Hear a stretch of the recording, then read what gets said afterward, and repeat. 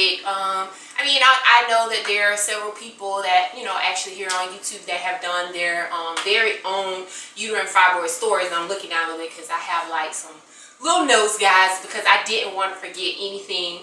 So what actually inspired this video is that I spend a lot of time where I work speaking with older students on a collegiate level about various things. And one of the topics that we talk about more than anything is my plant-based diet. They always want to know, how did I come about, you know, changing my lifestyle, different things like that. So a lot of them were asking a lot of questions, and actually a lot of them subscribe to my channel. So if you guys don't forget to like and don't forget to subscribe and share this video with your female family members as well as your fellow students, or not students, but your fellow classmates. So yeah. So one of the things that I really stress to my students is the fact that we really need to take care of our wombs. Womb care is very important, and I basically started out later in life really understanding pretty much what my womb was. I mean, I had like a normal definition like most people, you know, that's where the baby lives, different things like that, but I didn't really understand the maintenance of excuse me, I'm gonna get this frog out of my throat. The maintenance of having a womb. So with that, I want to get right into the three topics that I'm going to talk about today, or I'm going to cover, which are my background. So I'm gonna tell you guys a little bit about my background as far as uterine fibroids go. My awakening, and also my womanhood, which is, you know, very important. So okay, so I want to give you guys really quick my background. So I got my period when I was in the 6th grade. Everything was fine, you know, really normal, nothing, you know, out of the norm. I don't remember having any pain. That's one of the things I do remember. Around about like high school, I would probably say like 9th, 10th grade is when I really started to experience heavy bleeding, and also really bad menstrual cramps, to the place where I was taking like 800 milligrams of ibuprofens. I also had a letter from my doctor that was placed into my student file. So that was another issue I had, because the first day of my period, I ended up staying home like every time, like every month, like clockwork. So I had that issue. Actually, I dealt with that until I was around 25 years old. So then I got married at the, oh yeah, I forgot, I gotta back up a little bit. So yeah, so while I was in high school, you know, I would go have, you know, my regular checkups and different things like that. And I remember my doctor wanted to put me on a birth control pill. But being that I wasn't sexually active, and my mom, you know, she's kind of old school, so she really felt like, you know, my daughter isn't, you know, having sex, so she doesn't need to be on the pill. And, you know, so she didn't allow me to be on the pill, even though they told her that it would help kind of like reduce the cramps, the bleeding, different things like that. So yeah. Okay, so next I'll get into, yeah, I got married at the age of 23, and once I got married, I went on the pill because we didn't want children at the time. So I stayed on the pill. At that time, when I first got married, you know, just everything was new. He was new, first time, everything. So yeah, so you know, my sex life, it was, you know, it was normal, it was fine during that time. And then around the age of 25 is when I started to have issues with frequency, like the urgency to go often. So I remember a couple times I had like ER visits to where I would go and they would do things like check my blood sugar, just different things like that. They never like check for fibroids or anything like that. And during that time, I really didn't have like a really good gynecologist. So, you know, I had moved to a different city, and yeah, and I just really didn't go, you know, like I should have. I was really young, and find a really good gynecologist to talk that over with. So yeah, so I was dealing with that at the age of 25, yes, having issues with overactive bladder, as well as heavy bleeding, and also I was still in a lot of pain. So around the age of 28, I went for a routine checkup with my gynecologist. During this time, I had moved back home to my hometown. So I was here, and I remember that my mom suggested that I go to the gynecologist that she went to. So I went to him, and he did like a thorough check, which was something that actually I hadn't really had done or really experienced, because I mean, he checked, make sure everything was fine. During my PAP is when he discovered that I had uterine fibroids, several of them, and he scheduled a myomectomy 2 weeks, I think, no, it might have been like a week to 2 weeks later, somewhere right up in there. That ain't important, but yeah, but he scheduled a myomectomy. So he explained to me, because during that time, did not have any children. Like I said, I was 28 years old, married at the time. So, you know, I was kind of like, okay, what is this? What are you doing? So he explained to me that, you know, it's not hysterectomy where they remove the uterus, but it's just where they go in, get the fibroids, and then it helps you, and it doesn't bother your fertility or anything like that. So had the surgery done, was really excited about it, thinking that, you know, my pain was gonna you know, subside, because during the time, like I forgot to tell you guys about that, at the age of 25, when I was dealing with the overactive bladder, I also was dealing with sex pain during sex. At 23, 24, didn't have those issues. About 2 years in is when these things started to occur. 2 years later, because like I said, I was married at 23, started having issues at 25. Okay, so fast forward back to the age of 28. So went through the process, had the procedure done, thinking in my mind, okay, everything's gonna go back to normal. I'm gonna have a good sex life like I did, you know, when I first got married at 23. Did not happen, guys. I was dealing with a lot, like just stress, you know, confusion, trying to figure out what is going on with my body. So that happened at 28 when I had my first myomectomy. So when I was 35 years old, I got pregnant for the first time, and I miscarried within so many weeks, pretty much. And so that was a very devastating time for us, and it was just, you know, it was a crazy time in my life. So I never forget that my doctor, when she like checked and everything like that, she really felt like my fibroids had caused that miscarriage. So she had scheduled a couple months out a second myomectomy. So I was going to have a second myomectomy. And another thing I forgot to tell you guys, my doctor that did my first myomectomy, he was old-fashioned, so he actually cut me. He did not do microscopic like one of my really good friends has, and they basically, that's when they have like about, I think it's like anywhere from 3 to 6 holes, like they put it like in your abdomen area and they go in. And yeah, so I didn't have that done, so I actually have a scar there. Actually, it's in the same place where my cesarean is. So yeah, so I had to have that, and I was cut. So like I was saying, so I ended up having the myomectomy at 28. That didn't go well. Ended up miscarrying at the age of 35. Like I said, devastating time. My doctor thought that it was contributed to the fibroid. She had planned my second myomectomy a couple months out, and actually about a week to 2 before my scheduled second myomectomy, I found out that I was pregnant with Nubian. So during that time, I went to a fetal maternal specialist, different things like that. Found out, like, I mean, basically I had like over 20 fibroids in my uterus. Nubian did really well. She thrived, you know, came out like perfectly normal. Like in some cases, they have it to where the fibroid will grow and take all the nutrients from the baby, and then the fibroid ends up being this huge, you know, 5, 6, sometimes 7, 8 pounds, and then the baby is left being pretty much like premature or underweight. So that happens at times. So that did happen with Nubian. She was actually born like 7 pounds 12 ounces, so she was awesome. And yeah, so as of at the age, yeah, so I told y'all about, yeah, at the age of 36, yeah, I had Nubian 2 years ago. So that was her birthday. So yeah, happy almost birthday to Nubian. So yeah, so I had Nubian at age 36.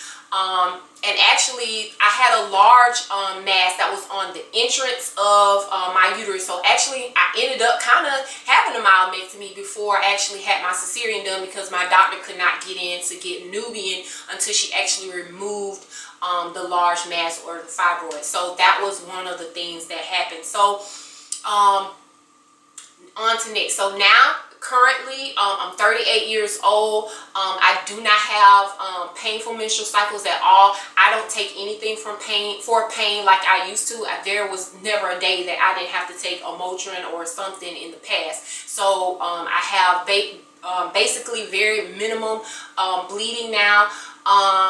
So yeah, so like I said, at this point with where I am with my my plant-based diet and things that I'm doing and taking care of my womb, I'm in an awesome place right now, guys. So I can't stress plant-based enough. All right, so the second topic we're going to talk about is my awakening. How did I, come to this fabulous idea that I need to go plant-based, having uterine fibroids and all this. So yeah, I want to talk a little bit about my awakening. So at the age of 30, which I believe, and I talk to my students about this a lot, something happens at the age of 30. I remember my mom telling me some things that she encountered when she turned 30. It's almost kind of like I won't really say an epiphany, but it's almost like where your eyes become open to some people, because that don't happen to everybody. But yes, some people it's kind of like where they're trying to figure their life out, their life path, kind of get serious about things and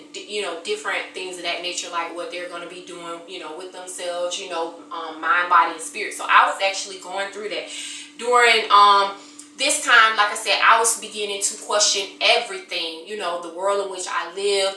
I wanted to know more about my African background, different things with my culture.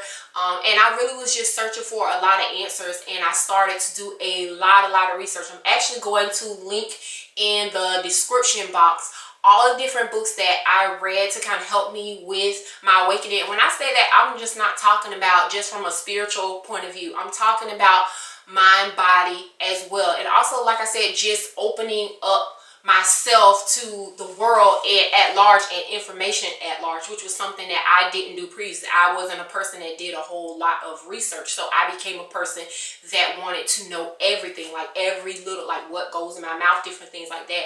I'm a person of prayer, but I'm also a person that believes that we have to do our part as well. So I started to really do my part, and it has changed my life. So one of the things, I was talking about the book. So I started reading books like Medical Apartheid. Like I said, I'm going to link all these books. I read things like The Creature from Jekyll Island.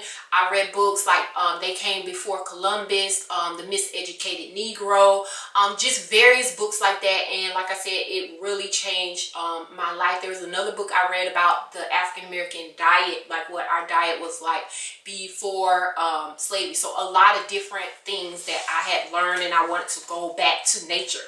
So so I basically told y'all that part. So yes, I remember one day in prayer, I was just like praying, like seeking God, because for one, I was dealing with these fibers. I was dealing with all this stuff in my body. I was like, I need answers, God, like please help me. Like, and I was like, you know what, I'm at a place in my life where I just want to know what I need to do to know about everything on all levels. I need to know if I'm being deceived, whatever it is. I wanted to know the truth. And when I tell you that God answered my prayers, and he started to show me everything, how America is set up, how every industry work and how they work together, and a lot of them are very corrupt, and what they're doing to the people, and especially people of color. And we have got to wake up and take our health back. So not to get off topic, because y'all know I'm Black Power, but yeah.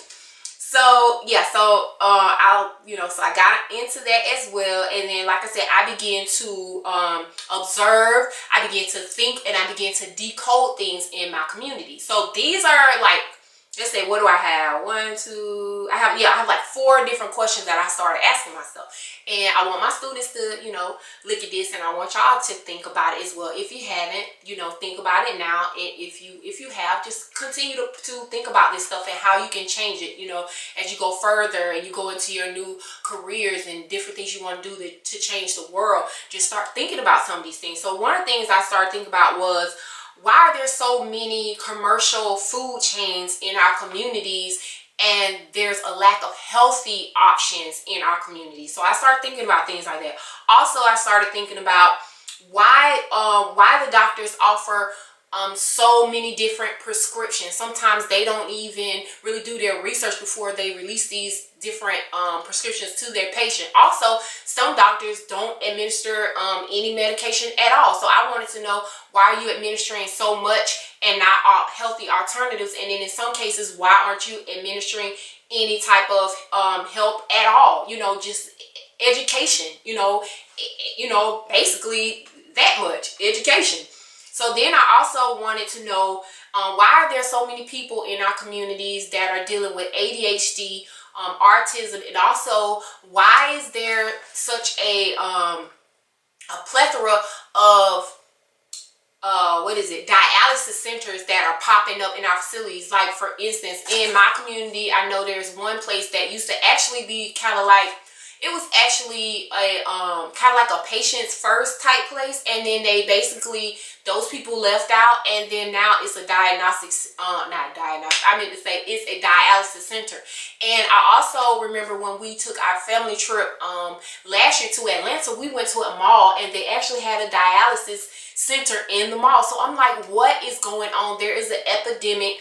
You know, our organs are at stake here, our wombs are at stake here, and we have got to wake up, people. So then another question that I had was, why are our hair products and other products that cater to us, why are they filled with so many toxins and chemicals? And I've been doing some research recently, and a lot of the different ingredients that they add to our products, they aren't even listed. So that's another issue that we're having within our community as well. So in 2013, after, like I said, asking myself all these wonderful questions, I went out on a limb. I did a lot of research before I actually cut my hair, because I actually had a perm since I was around 5 years old. So I didn't even know what type of texture I had, what type of hair, I had, if it was manageable or not. So I had to, talk to my mom and ask her, what type of hair, did I have as a child, because I had never seen my hair kinky. It was always perm. So I didn't even know what that was like.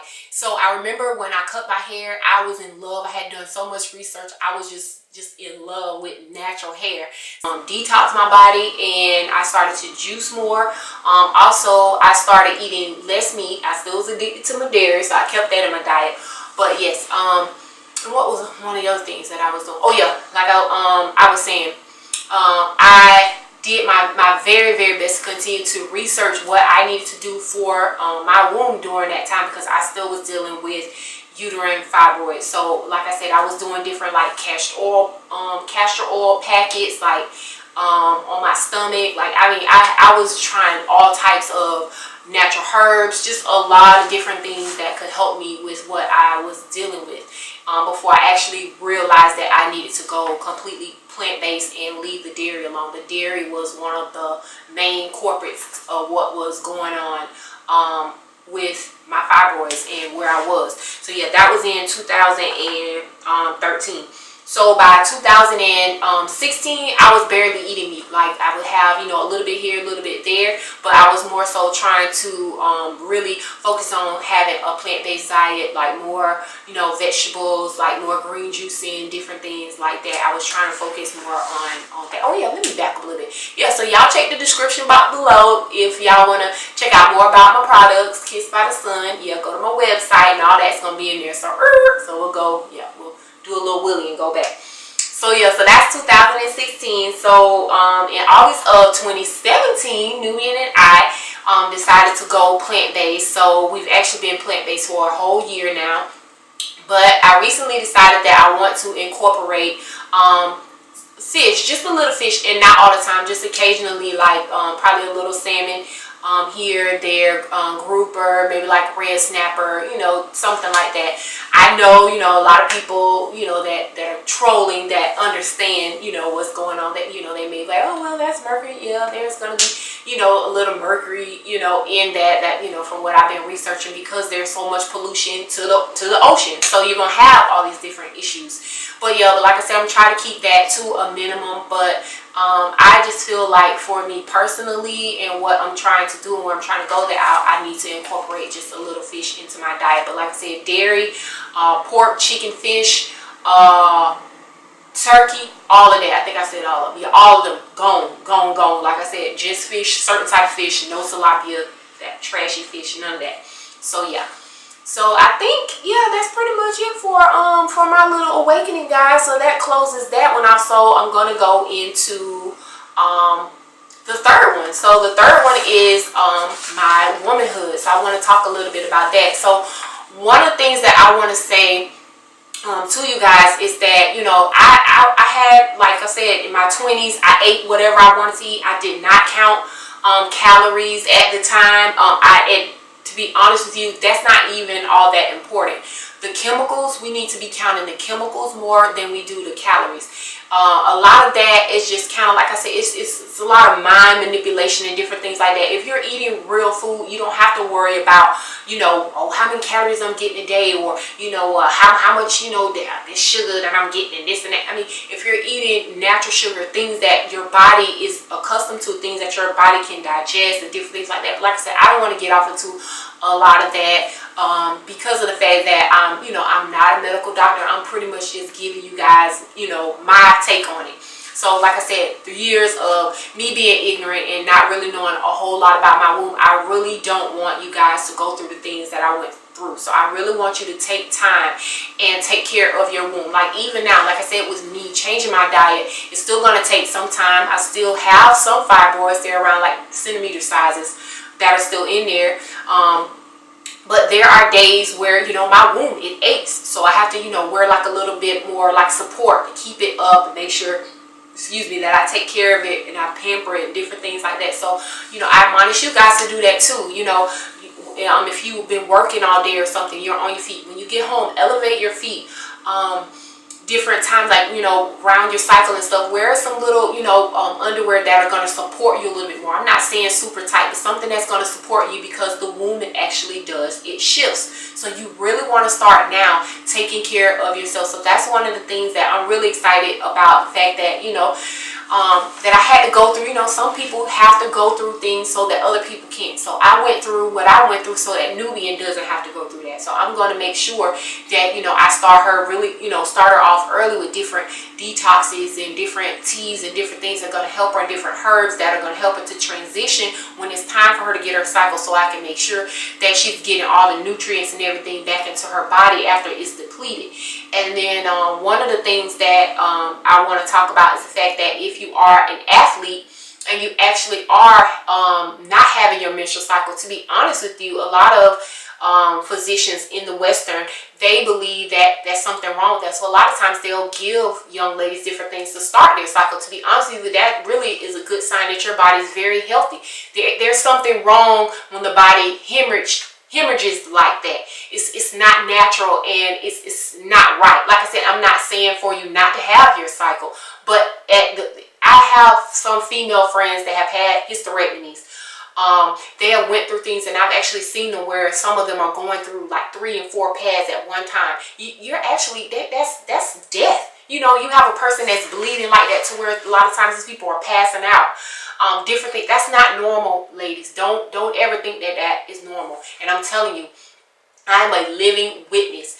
Once I took the animal products out of my diet, that was in half. The little pad that I can wear now, at one time, there was no way that I could do that. That was like basically like a panty liner to me. And I don't have to do all of that anymore. And like I said, I get up, I go about my day. You wouldn't even know that my cycle was even on. At one time, I would just be so out of it to where I could barely move, and everybody pretty much, you know, knew that, you know, something was going on with me, or I was probably having my period.